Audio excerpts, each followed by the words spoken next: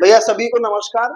इस समय जो एसआईआर की प्रक्रिया चल रही है उसके दौरान अभी दिक्कतों की सामना करना पड़ रहा है। पुरुषों का तो लोग आराम से भर ले रहे हैं अपना फॉर्म, क्योंकि उनका जो वोट है उनके मोहल्ले में उनके आसपास है, तो एक ही 2003 के वोटर लिस्ट के सभी का लगभग मिल जा रहा है। लेकिन प्रॉब्लम फेस करना पड़ रहा है यहाँ पर महिलाओं का, क्योंकि महिलाएं जो हैं वो शादी करके कहीं और आई हुई होती हैं और उनका जब वोटर लिस्ट से मिलान हो रहा है तो 2003 के अनुसार उनके माता पिता का मिलान करना पड़ रहा है। तो चूंकि कोई किसी और राज्य से महिला शादी करके आई है, कोई कहीं और से राज्य शादी करके आई है, तो इसका निष्कर्ष कैसे निकाला जाए, हम काफी लोग परेशान हैं। तो आइए बताते हैं कि इसका निष्कर्ष कैसे निकलेगा, कितनी आसानी से आप उसका डिटेल निकालकर एसआईआर फॉर्म भर के अपने बीएलओ को दे सकते हैं।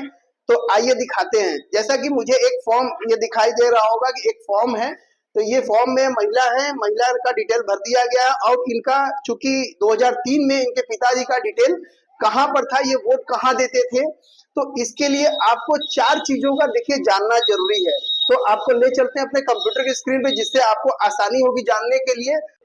तो इसके लिए देखिए आप लोगों को 4 चीजों का जानना जरूरी है, जिसमें कि पहला तो आपका कि महिला जो है वो किस राज्य से है। जैसे महिला जो है राज्य से है, ये बिहार राज्य से है, और उनका जो डिस्ट्रिक्ट है, उनका जो स्टेट राज्य हो गया, डिस्ट्रिक्ट जिला जो है, पहले जिला जानना, उसके बाद असेंबली आपका विधानसभा महिला का क्या है, और पोलिंग स्टेशन नेम जो है उनका क्या है। ये चार चीज को खोजने के लिए बहुत मेहनत नहीं करना पड़ेगा। इसको 4 चीज को सीधे कोई भी व्यक्ति हो, अगर किसी अपनी पत्नी का खोजने के लिए परेशान, तो वो सीधे फोन करेंगे अपने पत्नी के मायके में, जो लोग भी इस समय वोट वहां दे रहे हैं, उनके घर के कोई भी सदस्य हो, वहां के सदस्य से बोलिए कि आप अपने गांव के मुखिया या बीएलओ को फोन करके ये 4 चीजों को पूछ लें। मुखिया और बीएलओ को 4 चीजों की अच्छी जानकारी होती है कि उनका स्टेट क्या है, डिस्ट्रिक्ट क्या है, असेंबली विधानसभा नंबर क्या है, पोलिंग स्टेशन नेम क्या है।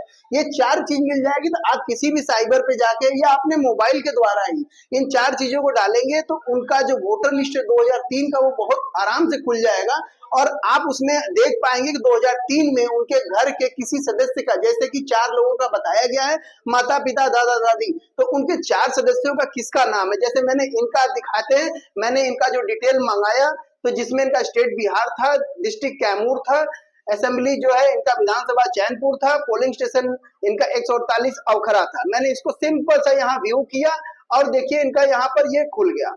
तो इनमें सीधे से मैंने इनको पूछा कि इनके घर का पिता का नाम, उनके पिता का नाम पूछा, तो पता चला कि इनके पिता का नाम था इनका कमलाकर पांडे, पिता सूरज प्रसाद पांडे।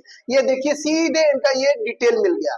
तो इसी तरह आप भी आसानी से इस डिटेल को पता कर सकते हैं। पता करके अपना एसआईआर फॉर्म भर के ले जाके बीएलओ को ये दे सकते हैं जल्दी से। क्या गलती कर रहे हो? देखिए इसमें लोग गलतियां ये कर रहे हैं कि इस समय जो लोग फॉर्म भर रहे हैं उसमें ये जो फॉर्म दिख रहा है, इसमें फॉर्म में लोग यहाँ डिटेल भरते रहे, उसके बाद इन दोनों पार्ट को नहीं समझ रहे हैं।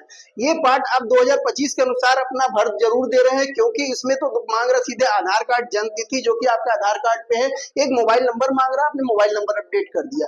लेकिन नीचे का ये जो दोनों पार्ट है ये आपको 2003 के अनुसार भरना है, न कि 2025 के अनुसार। 2003 में वोटर लिस्ट में यदि आपका नाम था और तो आप ये डिटेल के बाद ये वाला कॉलम लेफ्ट साइड जो दिखाई दे रहा है ये भरेंगे कॉलम, 2003 में यदि नाम था ये, और यदि 2003 में आपका नाम नहीं था तो आप ये दाहिने वाला भरेंगे, क्योंकि ये रिलेशन में बताता है कि यदि आपके घर के किसी संबंधी का है तो आप ये दाहिने वाला कॉलम भरेंगे।